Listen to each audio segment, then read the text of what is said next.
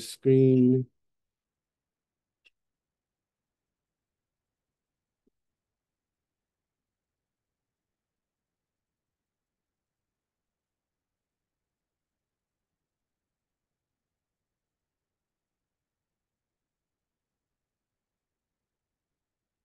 Good morning, good afternoon, panel.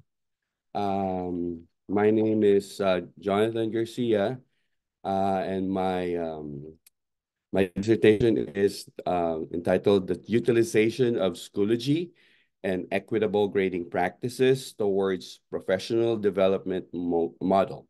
So my advisor is Dr. Bethel Hernandez.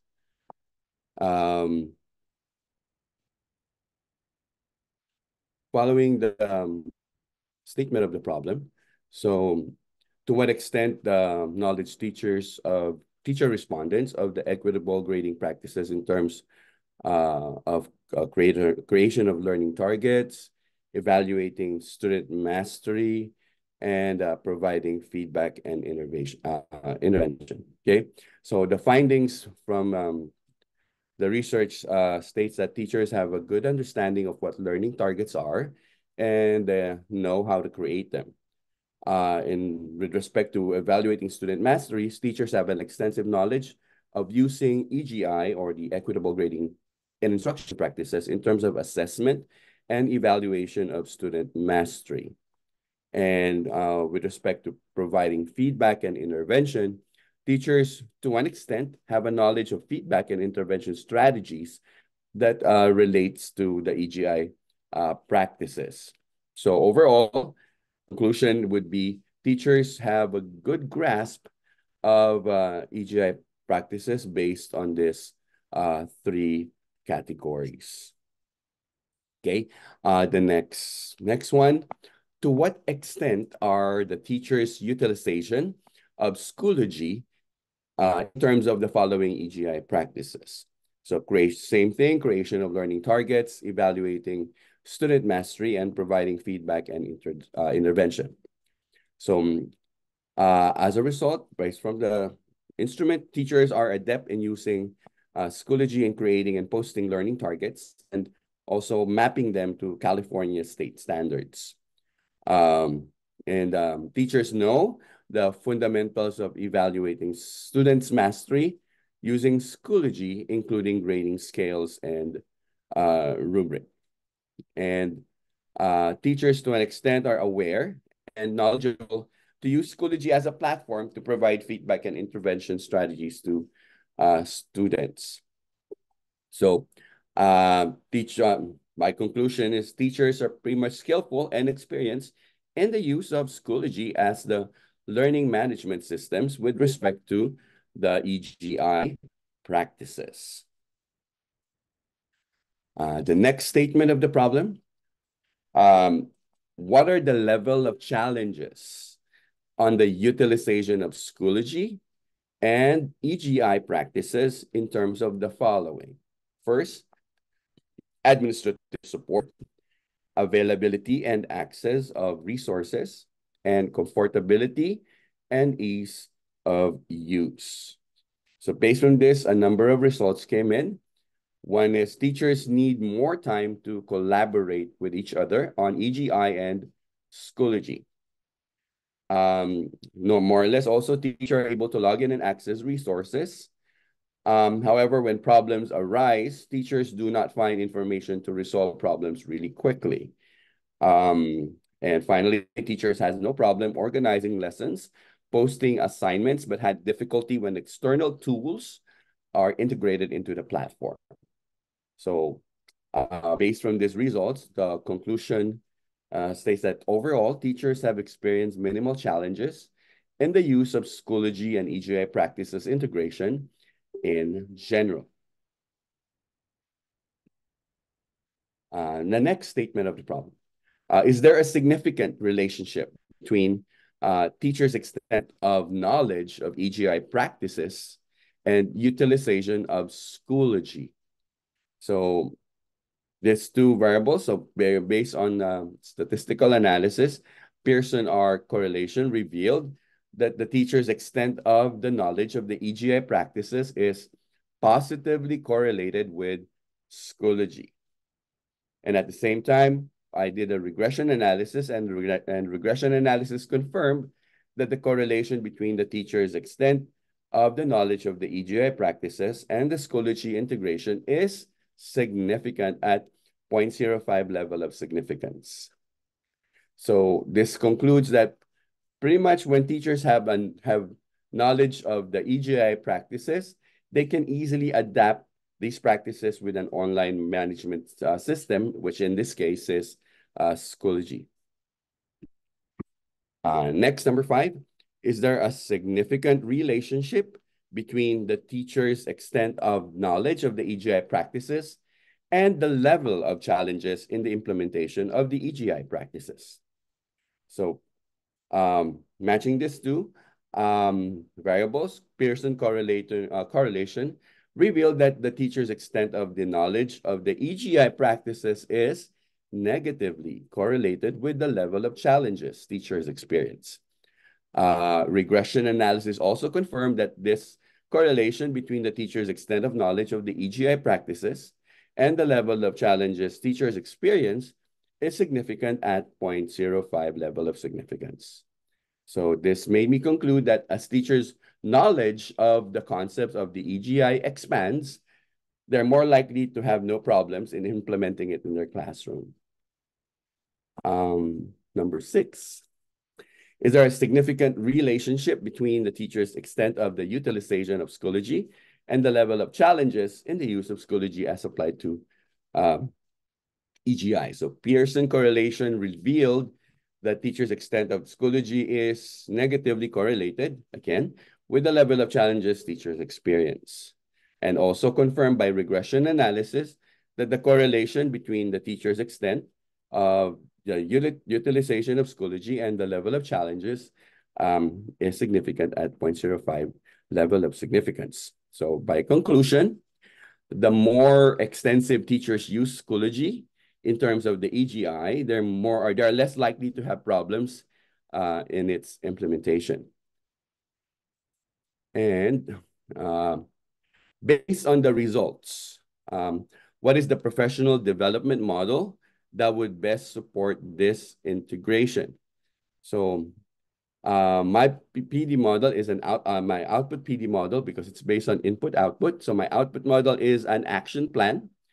It's a matrix covering the following aspects: training, support, data analysis, feedback mechanisms, and learning communities. So the objectives for these action plan were derived from the conclusions made from the results of the survey that I conducted in determining the extent of the teacher's knowledge of EGI and Schoology integration as viewed from administrator's perspective. And then generally the model is an evaluative process where inputs are coming from the teachers. This model, which I'm gonna show you later on, is hinged on teachers' experiences and the magnitude of exposure to both EGI and Schoology integration.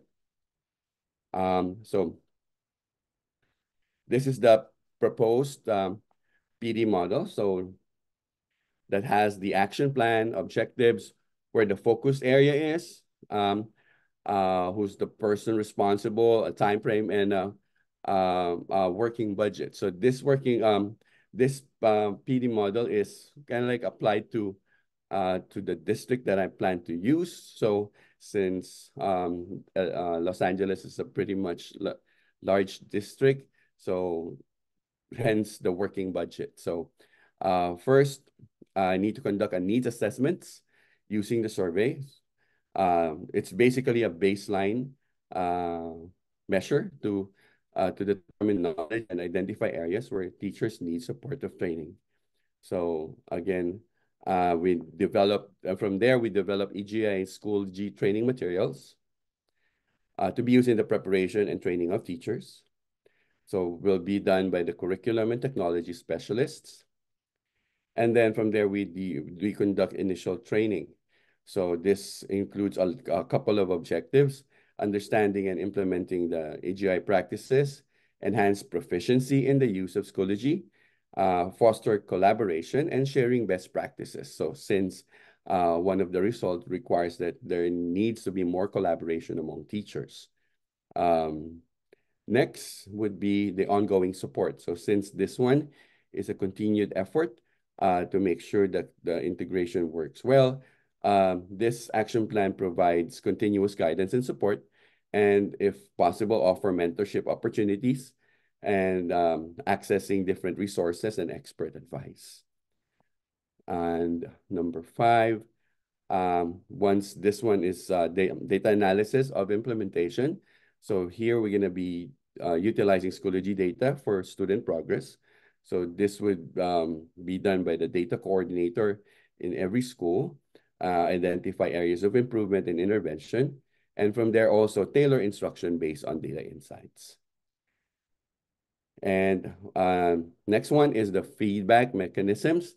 So we need a model that would really show how to reflect on the practices and the integration, and if necessary, to receive coaching and support, and also provide peer observation and feedback. So this feedback mechanism is a year-round agenda. And finally, we'll do collaborative learning communities. So from here, we're going to be reaching out to different schools, sharing best practices, enhancing professional growth through collaboration, and basically foster a culture of collective problem solving. This again is a year-round time frame. And that ends my presentation. I'm ready for your comments and suggestions. Thank you very much.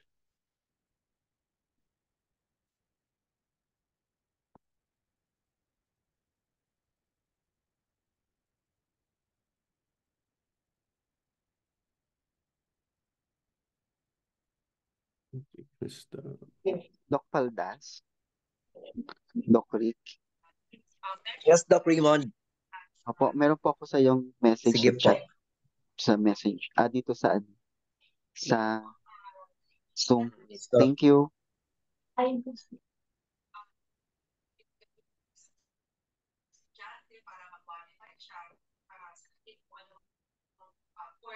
Doc Raymond. Yes po, Doc Wei. Pwede ba ako Doc Weng, magtanong? ikaw po mauna, Doc Weng. Sige po, ako nang Kasi tatanong ko din sa atin tatlo kung ano ba ito. Sir Garcia Jonathan. So, ang ganito po kasi yung nakita ko, Doc Raymond. Sir, pakibalik nung iyong from the title itself. From the title po. Apo.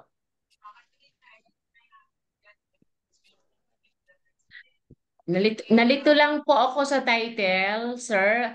Aalamin ko kung ano ba talaga yung title po. From the start po.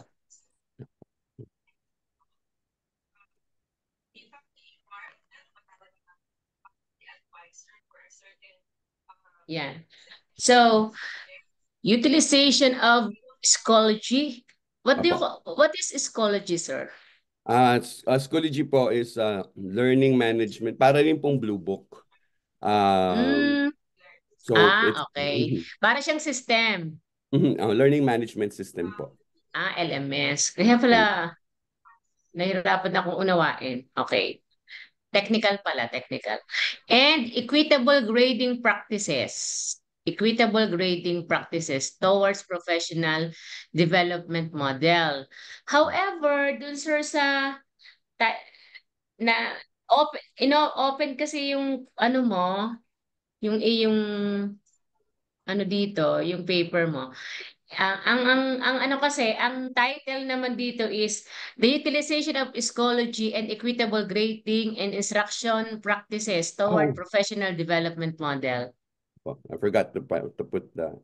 Ito sir ang original. This is the original. Yung nasa manuscript. Apo.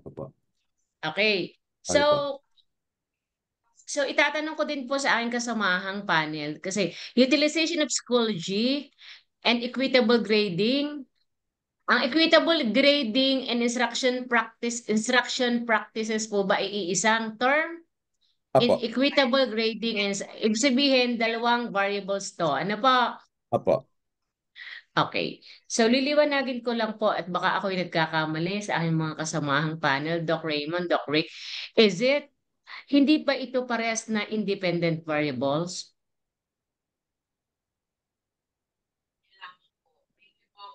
Hello, Dr. Arnado. Yeah, this is it. I was raising my hand. Hindi yata ako naka-timing, no? So it has been mentioned kanina yung open admission natin. I believe that has something to do with the so-called EFA, no? Education for All, based on the Nawala sa hulog 1987 si Doc Paldas. Constitution. So Oo. talagang Akala all ko siya schools na are mandated, no, nakikipag-usap not sa to akin. reject. Doc Raymond, Doc Raymond, yung Actually dalawang po, ang independent variables po niya dito, yung teacher's knowledge and utilization of Schoology. Then yung kanya pong dependent variable, yung challenges na ano po, na experience po nila. Actually itong po, dalawang to, yung kulang dalawang po yun ang kasi yung kanya. kulang po kasi yung variables dun sa title. So Oo maybe nga. po, we can arrange na lang po accordingly dun sa ano. Okay. So, ibig sabihin, yung utilization, yung practice nila, kasi utilization, psychology, and equitable grading practices, eto na kasi yung isang variable. Tapos, yung challenges, ang dependent variable Then, Yes challenges po.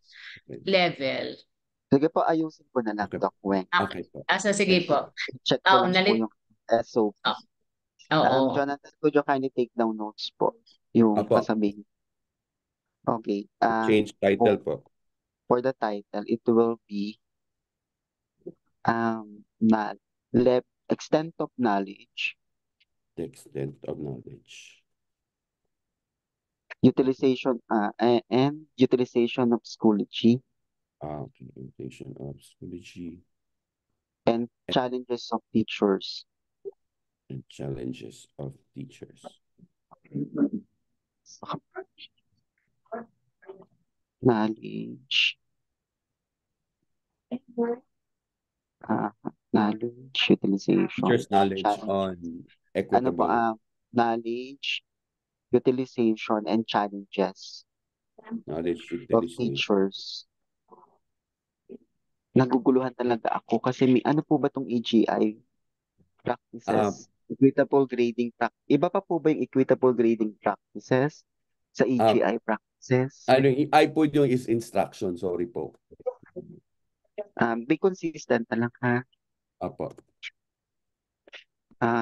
Na extent of knowledge, utilization, and challenges of teachers. Utilization of Schoology and challenges of teachers. Doc, paano kaya natin idudugtong tong AGI? Doc, hindi ba yung utilization of grade instructions practices, eto na yung Schoology? Hindi ba siya na yun? Kasi Nalilito sabi ni kasi Sir, ako eh.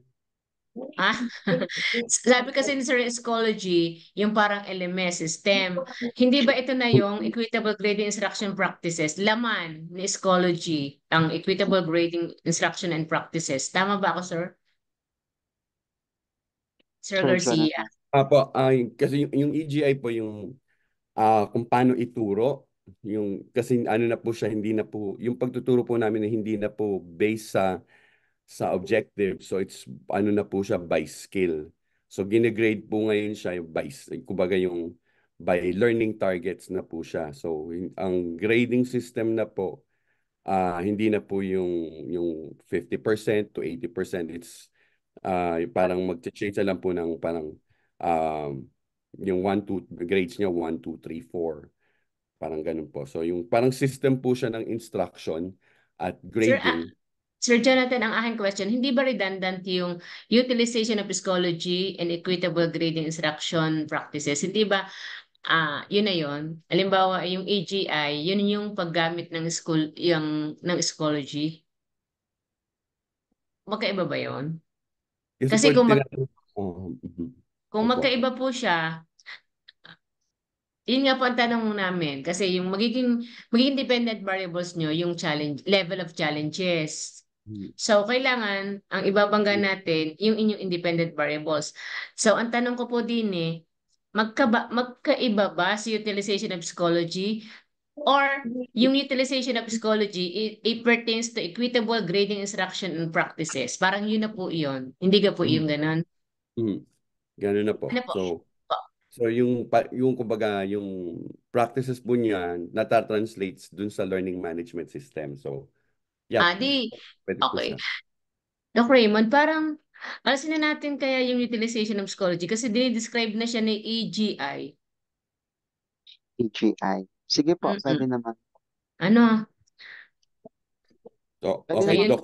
to what Ang title po extent is the utilizations of AGI, Equitable, oo. Utilization of equitable AGI grading po. instructions in terms of, huwag na nagyan ng practices. Papa. So, to what extent are the knowledge of teachers' respondents in equitable grading instruction in terms of the number 2, to what extent are the teachers' utilizations of AGI in, Sir, in Sir Garcia, terms punta of ka sa SOP.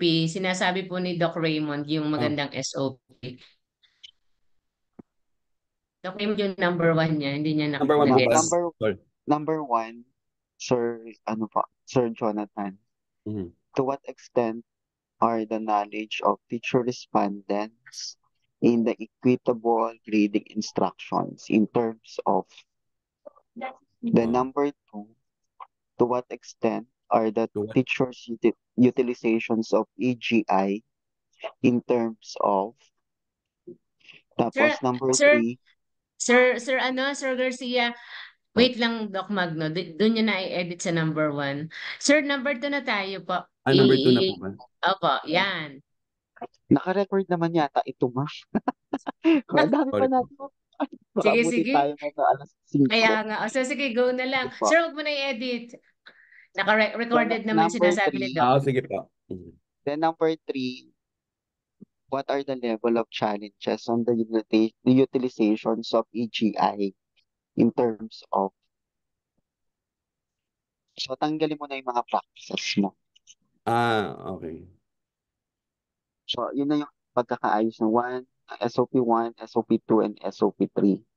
So, sa akin po, sa SOP 4, relationship of extent of teacher's knowledge and utilization of AGI. Okay. Tapos number 5, significant relationship between the extent of teacher's knowledge and level of challenges in utilizations of AGI.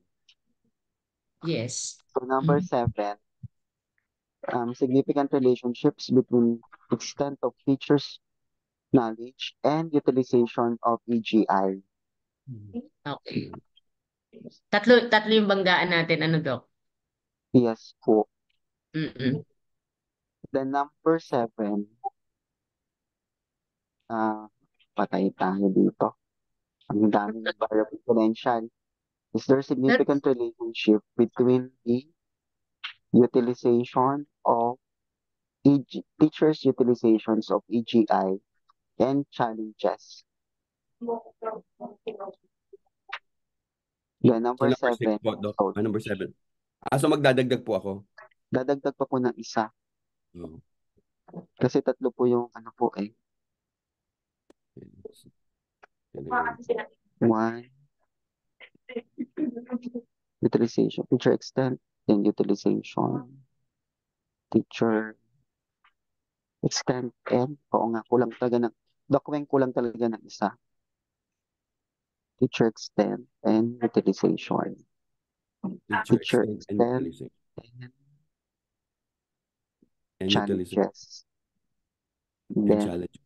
SOP 2, utilization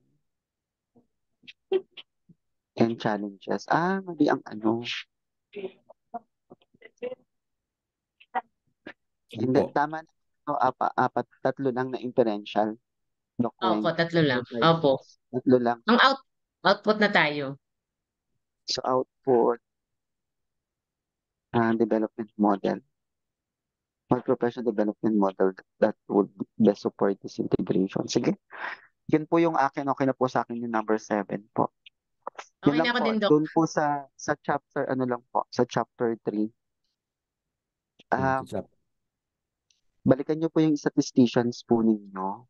Okay. Kasi yung number 1, yung extent of teacher knowledge of the AGI, hindi po dapat ganito po yung makikita na presentation. Ang pinakita nyo po kasi, nagpa-stat po ba kayo? Ako po. Ako po yung gumawa. Kaya may problema pala talaga. Kasi hindi po ito yung proper way on how to present data based on format of the university po.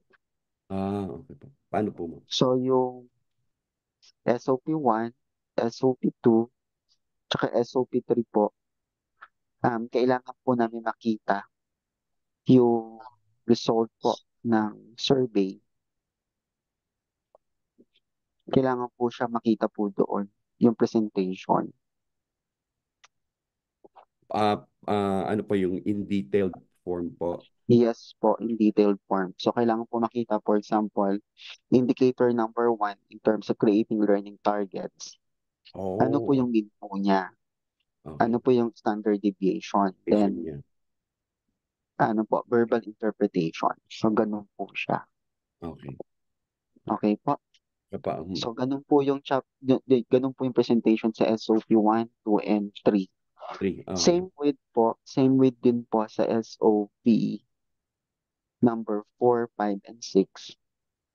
Hindi din po ganito yung presentation po. May format po talaga. Okay. So parang per ano po per challenge po yung So, for example presentation. po, nag-regression po, nag-ano po kayo, nag-correlations po kayo.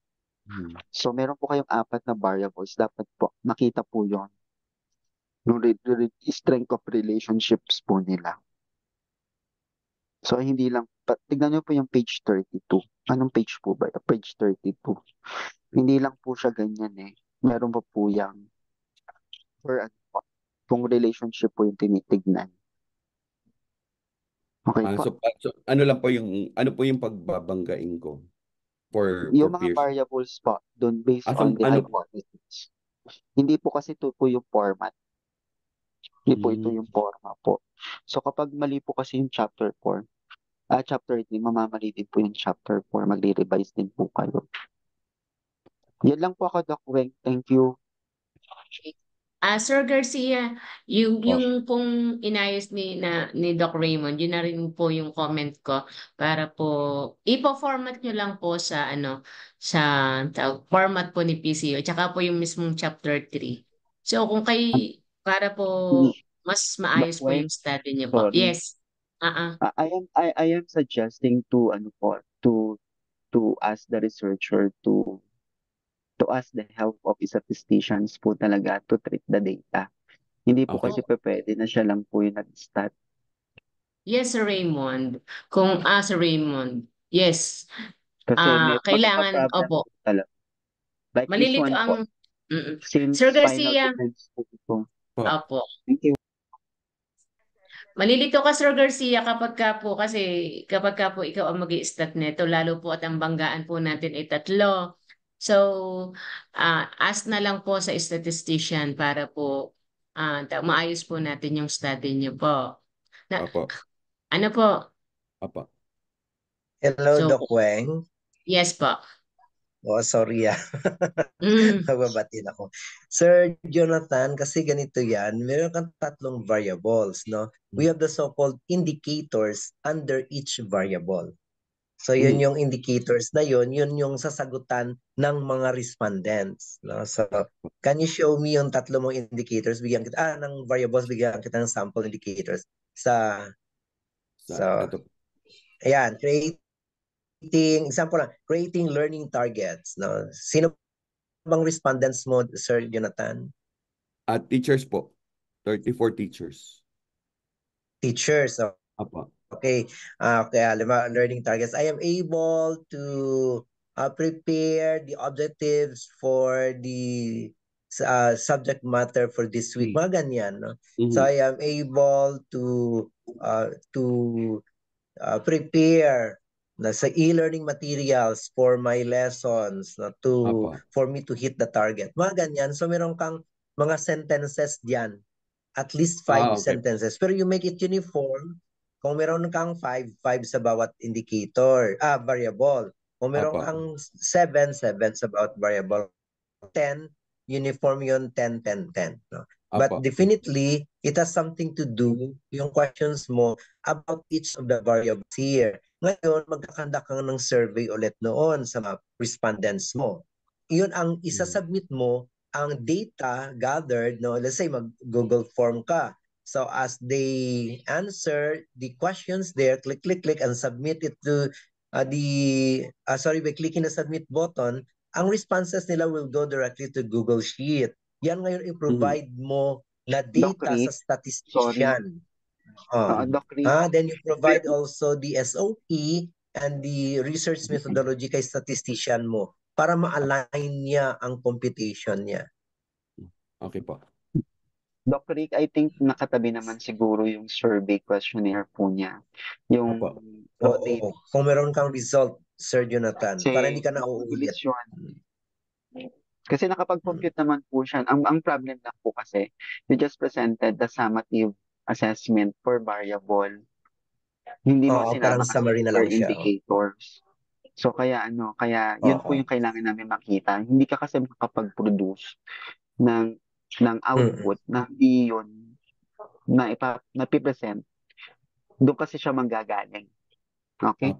Opo. Yun po. Tapos, Sir Jonathan, sorry, Doc Raymond, yung yung distribution responses, hindi yan, verbal interpretation mo na lang. No? So, kung list extent siya, summative extent, hindi mo na siya i-distribute. No? Isa lang. No? So, let's say, kasi may indicator, it so happen na ito lang kinonsider mo. So, under each indicator, malalaman mo kung weighted mean niya is 4.32, then very great extent ang kanyang verbal interpretation. Isang column lang yun siya, Sir Jonathan, na hindi itong 1, 2, 3, 4, 5 columns. Okay. Okay, so I believe nabigyan ka na ng very clear na direction ni Dr. Magno at Dr. Weng Ramirez, no? And I hope that you'll be able to listen to the recording so that you will be guided. Then please follow all the suggestions and comments and recommendations, because you will be required to prepare some sort of a matrix, no, and list down all those items na suggest, and then if you were able to comply with each of this, no, so iti-check ng panel member kung na-comply mo before he or she is going to sign the approval sheet, no. But definitely you are in the right track naman, Sir Jonathan. Konting buwelo na lang ito, konting kembot, and then you'll be able to finalize your paper, no? So we wish you good luck, and of course, congratulations for having presented this afternoon, no? So, hey, so yon, Sir Jonathan. Thank you, Sir Jonathan. You can unshare now, and you can leave the meeting room. Then, Ma'am Janelle, next candidate, please.